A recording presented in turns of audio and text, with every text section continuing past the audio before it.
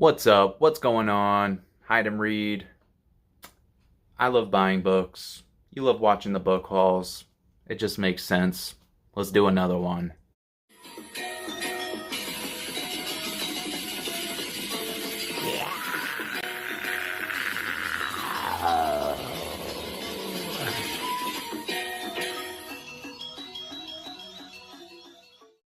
First up, I made my first visit to the local little free library. There's just one, like within 20 minutes of here. It's close to the house, but outside of this one, there's really nothing around. So I was pretty happy that there were some good books in there. I actually needed a copy of Moby Dick, and there was a nice annotated version in there. But this book, you could tell by how faded it is, and it's probably been sitting in there for over a year, so I figured I'd grab this one. And you can always find copies of Moby Dick. So Ken Follett, World Without End. This is actually a book in a series. I think after writing the first two, he went back and wrote some that go before it, but just for simplicity's sake, this is book two. It comes after Pillars of Earth. And yeah, BookTube seems to really like this author. I'm enjoying reading historical fiction. Of course, I need another 1,000 page mass market paperback in just very, I guess we could say, loved condition. But yeah, sounds fun. It's medieval, it's historical, it's fiction, it's a mass market paperback, over 1,000 pages. Looking forward to reading this one. And you can read them out of order from what I understand. It doesn't, this book takes place 200 years after the first one, so it's got completely different characters. I'm sure, I think probably it's like families are similar, so I'll most likely read that before I read Pillars of Earth, unless a copy just falls into my lap, which often happens. I picked up, what do we got? 2 books from the Goodwill. I went there. It was the same books on the shelf as last time, but you know, it pays to go back. Sometimes your eyes miss certain things. This, for example, Winter Range by Al Cody. Right, this is the obvious one that I wanted. Of course, I'd want this. It's a Western. It's hardcover. It's vintage. And now, it's mine. Al Cody, Winter Range. It's in the Avalon Western series. Pretty cool. It would have been a shame if I just, only went one time and missed that one. You never know what you miss, because I really thought I saw everything the first time. I didn't. If I did see this next one the first time, I probably would have passed it up. But now I'm in the mood to read some. I want to redeem my previous romance read, so I got something a little bit more geared to my style. Tamara Alexander, From a Distance. And this one, a photographer from the newspaper. This takes place in Colorado. She comes out west, wants to take photographs for the newspapers, and she accidentally, in one of her photos, has evidence of a crime, a murder, and a Confederate sharpshooter is pretty much probably, duty bound to protect her or figure things out and get her out of this danger that she's found herself in. Not a super uncommon plot, but I opened it up and read a little bit. The prose was good. Looking forward to reading that one. Probably the next romance book I'll read. The last book I picked up at Goodwill, The Sword and the Shield, Secret History of the KGB. Knock, knock. Who's there? KGB. KGB? We will ask the question! What the? Nonfiction. I actually know a lot about... I think it's probably more appropriate to say I'm familiar with our CIA and all the kind of extracurricular activities that they're up to. You know, I know a lot of the different cases and stuff like that, but I don't know much about KGB. So it'll be interesting to, you know, just become a little bit more knowledgeable, be able to reference certain things that are going on, and there's probably a lot of correlation between the two and MI5 and wherever else is garnishing the wages of the worker and doing unsavory things. Can't these guys behave? It doesn't make any sense. Next up, had to stop at Ollie's. I needed some candy. I got Twizzlers, some root beer barrels,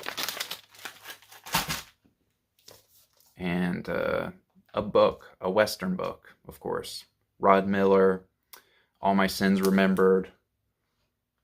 It's got high praises from Lauren D. Estelman and several like Spur Award winners. What is the? Yeah, it is Spur Award. So that was enough for me to open the book and read it a little bit, and I just happened to open it up, and it seems like a pretty gritty Western. So it's June on the Range. I might not read it this month, but I think it's appropriate to buy Westerns for June on the Range as well as read them. And every month, really.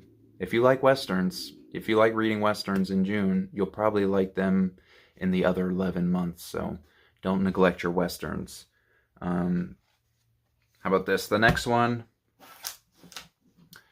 I made friends in town, and by friends, I mean one friend, and he owns a shop, and I mistook his shop for a comic book store, and when I was walking up to it, I walked up from the back, and I saw through the window he had a big bookshelf. I got excited, I went inside, and quickly realized that that was his office and his private library, but he was happy to talk about books and reading, and he even brought me into his office and showed me all his books and stuff, so that was a lot of fun. We went back and forth a little bit. I brought him a copy of Shane and Louis L'Amour's The Haunted Mesa, which I just recently read, was it 2 months ago? And gifted them to him because I have extra copies of both, so it just seemed right. And he loaned me his copy of Stephen King, 11/22/63, which lots of people on BookTube enjoy. I'm not a big Stephen King fan, but I do think it's important to read his books occasionally, even if I'm not like super into them, just, you know, to have something to talk about with other readers. Because I pick like the best of, basically, I haven't read a Stephen King book that I absolutely hated. I don't think I've even DNF'd one. I just, yeah, they're okay. They're good. So I'm like 50 pages into 11/22/63. It's like a time travel book. It's maybe a little bit atypical for Stephen King. Yeah, we'll see how that goes. Just to show you the power of Ollie's real quick. This book was retailing for $20. The price tag on it says $4. And then he read it at least once. I'm going to read it, so that's $2 a read for a 1,000-page book. You know, it pays to be patient as a reader, and I'm sure we all have big libraries of unread books that we need to get to anyway. I took a trip with my parents. They wanted to go to this antique shop.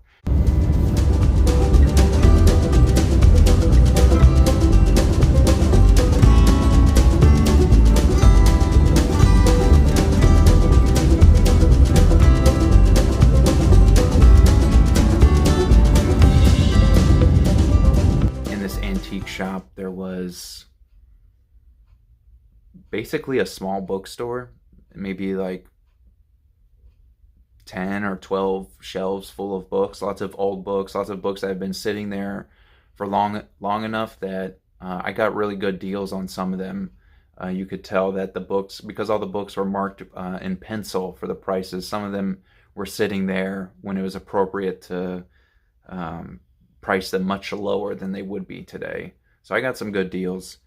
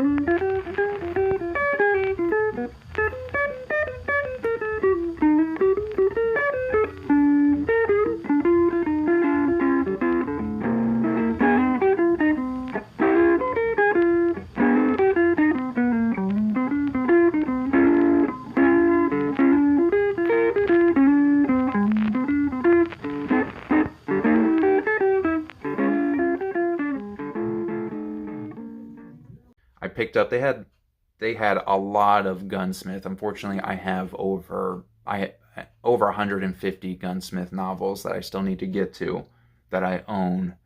So I didn't pick up any Gunsmith, but they did have, I thought this was interesting, Headhunter. This is by the author of White Squaw. This one's Arizona Hellcat. It's not numbered because this is the first book. It's in a series. The main character, Charity Rose, is basically taking the position that's typically occupied by a male gunslinger, like Clint Adams in The Gunsmith, or Long Arm in the who writes Long Arm? Tabor Evans. But yeah, she's going to do what those characters do, I imagine, and probably not much of a different way, but we'll find out. I think I'll get to this for June on the Range, Headhunter.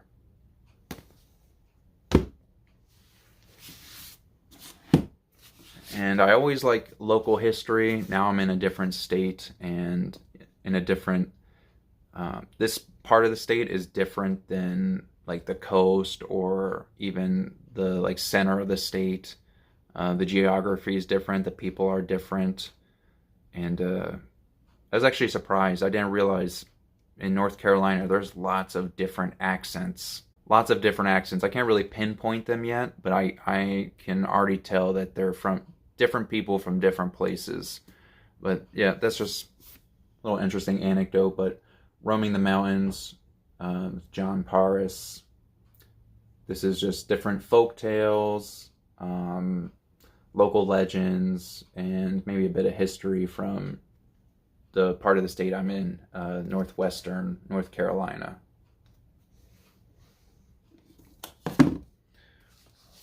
And I picked up this book. I don't know anything about it, but I started collecting books in her Arthurian saga. I have the first one, Crystal Caves. I just don't have it with me yet. I got to plan my trip back to New Jersey and rescue my books. But this is Mary Stewart, and this is Heirs Above Ground. This is one of the ones I picked up for $1. And the dust jacket is just in great condition. The book is unread. I didn't know much about it, but that's okay. I want to read more from the author anyway. So, picked it up. Then I got a book by Angela du Maurier, the sister of Daphne du Maurier. And she's wrote quite a few novels herself. The family is actually pretty interesting if you look up the Wikipedia. I'm going to have to find a biography or something about Daphne du Maurier, just to learn a little bit more. They come from kind of like a lineage of like people involved in theater and all kinds of stuff. So this one has something to do with Ireland. I'm just going to read it on strength of the family name alone. And last book I got was a gift, you know, and I'm kind of using that in a generous way maybe, but the man at the cash register of the antique store seemed to be an avid reader, and he had a stack of books that he was trying to give away, books that he had read already, and I said, sure, I'd definitely be interested in looking at them, and this one stuck out to me. The Burlington Agreement, M. Douglas Mann, and this has to do with racial relations, like in the Ohio border, like Ohio, West Virginia, kind of, but it has to do with freed slaves coming up north, and the people come into agreement that they're not going to tolerate violence in between the different races, and something happens, and they, you know, they're kind of at a loss of what to do, and this book deals with that. So this should be interesting, historical fiction, but maybe not in the strictest sense. Yeah, pretty cool. The Burlington Agreement. So that's what I got for you. Probably picked up too much considering what I need to be reading, and my most recent haul was not too long ago. But until next time, find somewhere to hide, find something to read. Peace.